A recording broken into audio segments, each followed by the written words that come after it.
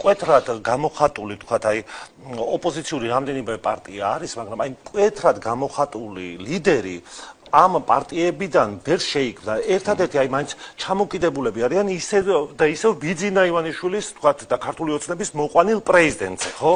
თვითონ ოპოზიციის წიაღში ვერ შეიქმნა პოლიტიკური ფიგურა და ისევ მოუწეთ აი ბიძინა ივანიშვილის თუ ქართული ოცნების მოყვანილ პრეზიდენტზე. რატომ ვერ ყალიბდება ოპოზიციაში ძლიერი ლიდერი, თქვათ, ასე ვთქვათ, ვინც აი ხალხი დაუჭერს მხარს? იმიტომ რომ პლატფორმა, რომელზეც ეგენი დგანან, არ არის ხალხისთვის მისაღები.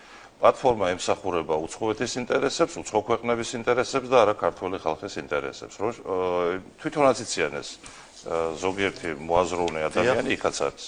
თვითონაც იციან ეს, მაგრამ ეს ნიშა რახან დაკავებულია გამოცნებას, ისინი ფიქრობენ, რომ ლეგიტიმაცია აიღონ უცხოეთიდან, ვიღაცა იქ ტრამპი დააბრახუნებს მაგიდაზე ხელს, ან მაკრონი დააბრახუნებს მაგიდაზე ხელს და ამათ ესე იგი დაუწერენ არჩევნებში ინციპს, რაც უნდათ.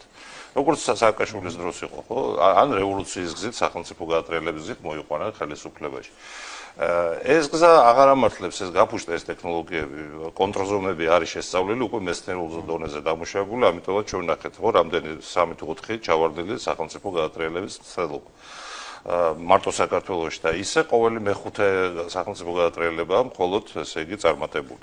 ეს გაფუშტა აღარ მუშაობს, შესაბამისად არაფერი არ გამოვა, ერთადერთი რაც გამოვა, საზოგადოებას მოусმინონ, საზოგადოების აზრი პატევისცენ და მე პარტიებზე ვამბობ და შესაბამისად იმოქმედონ. ახლა შენ როცა გერმანიას BND სამსახურში ხარ, ან DGS-ის, ან CRU-ს თუ რა ქვია, სხვადასხვა სპეცსამსახურის და საერთო ჯამში რასაც deep state-ს ვეძახით, ეგ არის, ხო, ეს კომპონენტებისგან შედგება.